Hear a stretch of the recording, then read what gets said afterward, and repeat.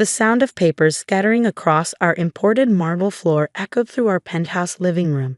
I watched years of careful documentation flutter around me like expensive confetti while my husband, Michael, stood over me with that familiar look of smug superiority.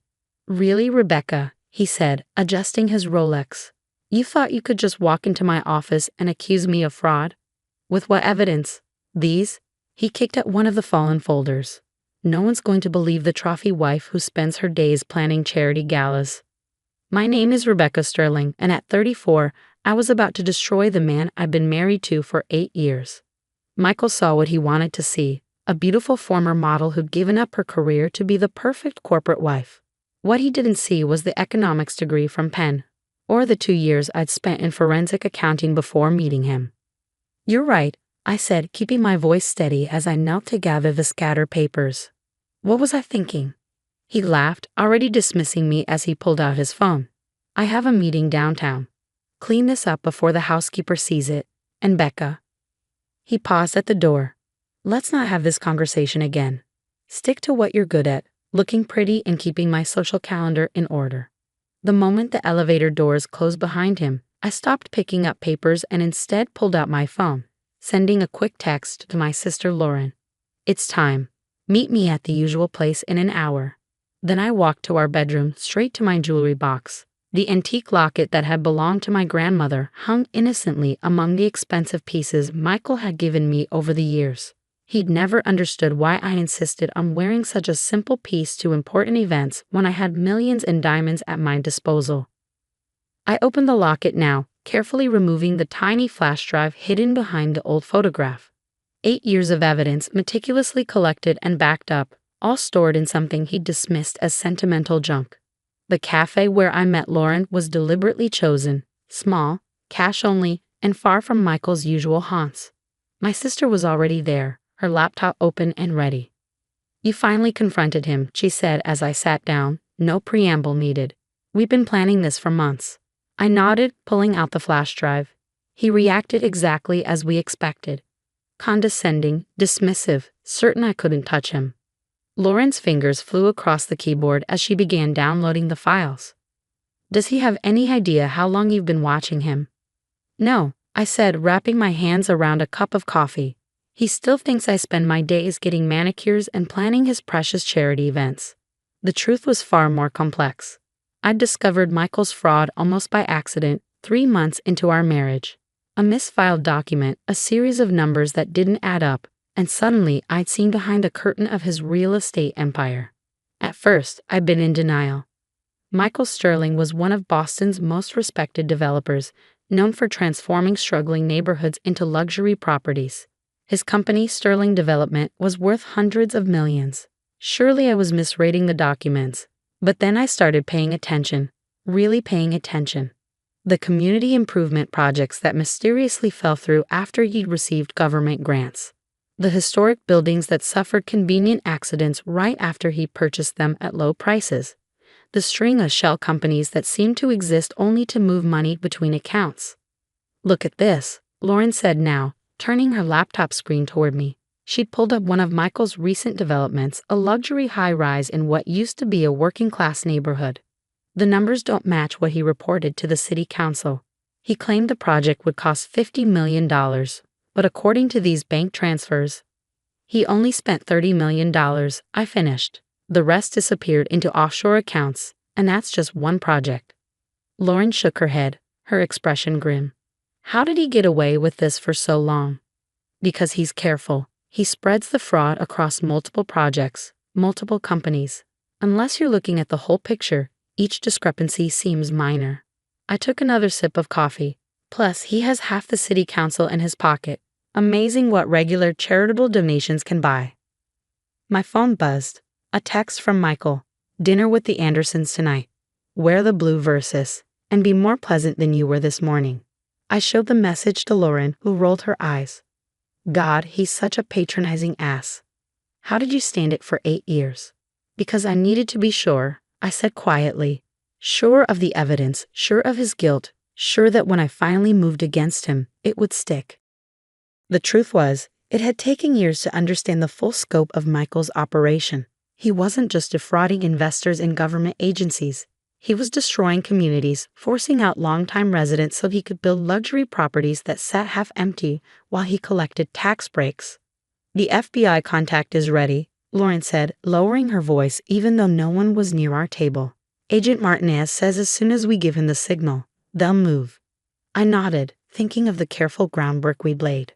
The recordings hidden in Michael's home office, capturing conversations with corrupt officials. The paper trail I'd pieced together showing how he laundered money through fake renovation projects. The witness statements from former employees who'd been silenced with threats and payoffs. What about the safety deposit boxes? Lauren asked. Already taken care of, I assured her. I moved everything to the new location last week while he was in New York. Bank records, backup drives, original documents, it's all secure. My sister reached across the table and squeezed my hand. Are you sure you want to go through with this, once we pull the trigger? He has to be stopped, I said firmly. You haven't seen what I've seen, Lauren. The families displaced by his developments, the small businesses forced to close, the lives he's ruined while he sits in his penthouse counting his millions.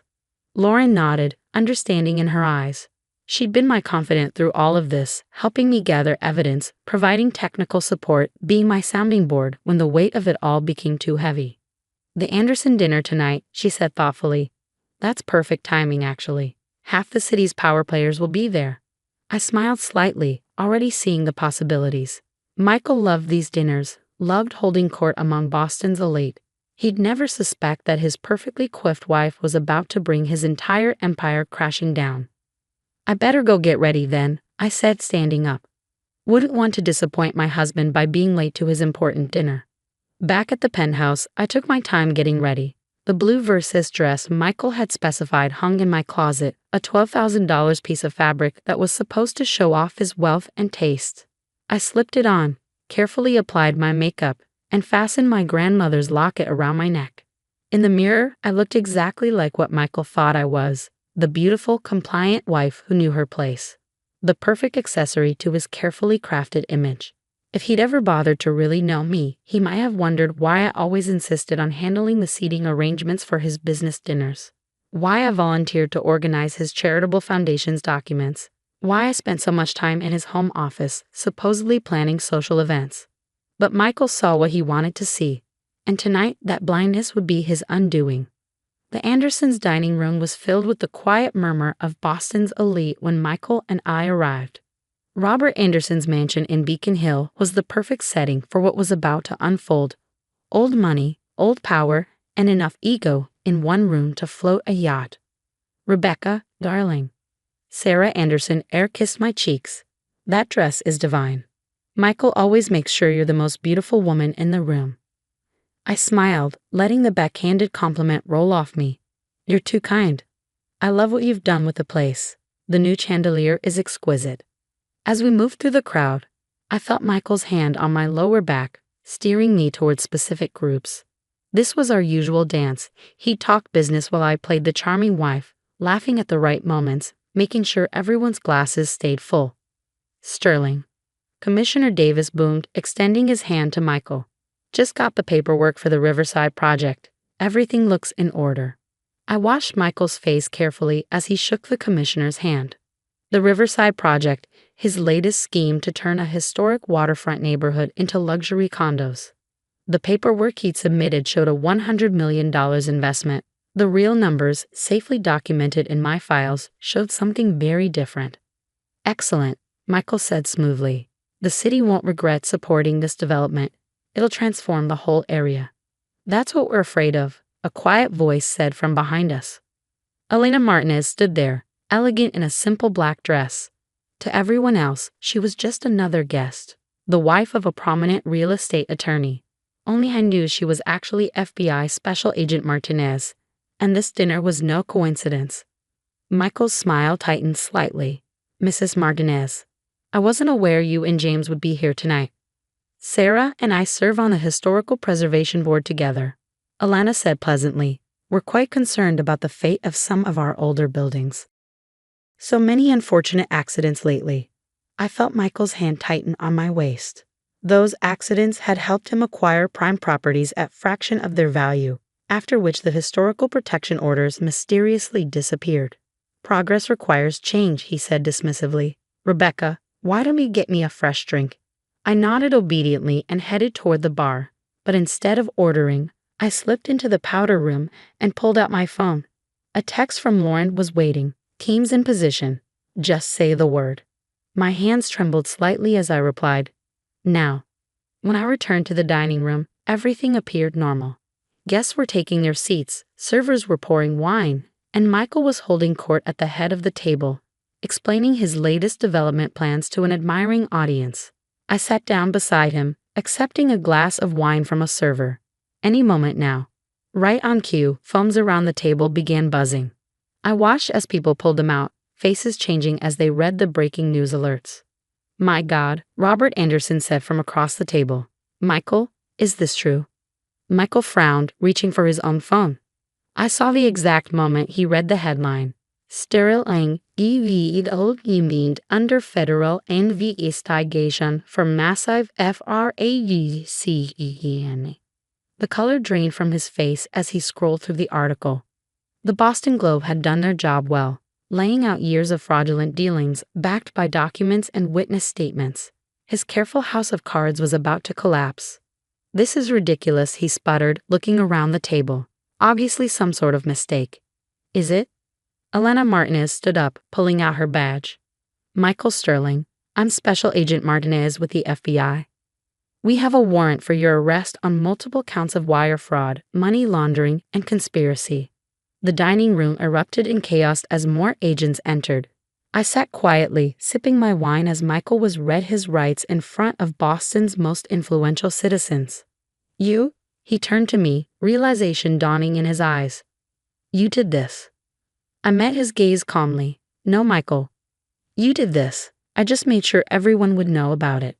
You stupid bitch, he snarled, lunging toward me, but agents quickly restrained him. You think you can understand my business? You're nothing but a trophy wife. I finished for him, standing up. That's what you wanted, isn't it? Someone beautiful and seemingly simple who wouldn't ask questions about where the money came from or why those historic buildings kept having convenient accidents. I reached for my locket, opening it to reveal the empty space where the flash drive had been. But you never bothered to look past the surface. Never wondered why I was so interested in handling your paperwork, organizing your files. You just assumed I was decorative, like everything else in your life. The room had gone silent, watching the scene unfold. I could see the moment it hit him, every private conversation in his office, every meeting with corrupt officials, every deal he thought was safely hidden. I'd been there, watching, documenting, building the case that would bring him down. Mrs. Sterling, Agent Martinez said formally, we'll need you to come in tomorrow to make a formal statement. I nodded, gathering my clutch. Of course. I have all the documentation you'll need. Bank records, property assessments, evidence of bribes. 8 years worth. 8 years. Michael's voice was barely a whisper. You've been planning this for 8 years? No, I corrected him. I've been gathering evidence for 8 years. I started planning this the day I found out you were destroying people's lives to build your empire. The day I realized that the man I married was nothing but a fraud in an expensive suit. As the agents led him away, I turned to the stunned dinner guests. I apologized for disrupting the evening. Sarah, the salmon was lovely. The next few weeks were a whirlwind of depositions, interviews, and legal proceedings. Michael's empire began to crumble as investors pulled out and projects were halted. The evidence I gathered was damning, not just of him, but of numerous city officials and business partners who had enabled his schemes. Lauren helped me move out of the penthouse, into a modest but comfortable apartment far from the luxury high-rises Michael had built. What will you do now? She asked as we unpacked boxes. I smiled, pulling out my diploma and CPA license, things I'd kept hidden for years. I'm thinking of starting a consulting firm, helping small businesses and community organizations protect themselves from developers like Michael. Maybe do some forensic accounting on the side. The trophy wife turning corporate watchdog, Lauren laughed. I love it. The media had a field day with the story, of course. Sociality Anges und Heor UPTDVELPER made headlines across the country. But what mattered more were the other stories, The families who could return to their neighborhoods, the small businesses that would survive, the communities that would stay intact. 6 months later, I sat in a courtroom watching Michael plead guilty to multiple federal charges. He looked smaller somehow, without his expensive suits and air of invincibility. The defendant is sentenced to 15 years in federal prison, the judge announced, and ordered to pay restitution of $400 million. Outside the courthouse, reporters clamored for a statement. I thought about all the times I'd stood beside Michael at press conferences, playing my part as the silent, beautiful wife. Mr. Sterling's crimes weren't just about money, I said into the microphones. They were about power, about the belief that wealth makes you untouchable. But no one is above the law, and no one should be allowed to destroy communities for profit. Later that evening, I sat in my new office, looking out over the city. My consulting firm was already gaining a reputation for helping expose corporate fraud and protecting community interests. The phone rang. Another potential client seeking help. As I reached for it, my grandmother's locket caught the light. I touched it gently, thinking of how such a small thing had helped bring down an empire. It reminded me of something my grandmother used to say. The most dangerous weapon against evil is the truth, carried by someone everyone underestimates. Michael had built his world on lies, seeing only what he wanted to see. He'd wanted a trophy wife, so that's why I let him see, never realizing that sometimes the most effective weapon is the one hiding in plain sight,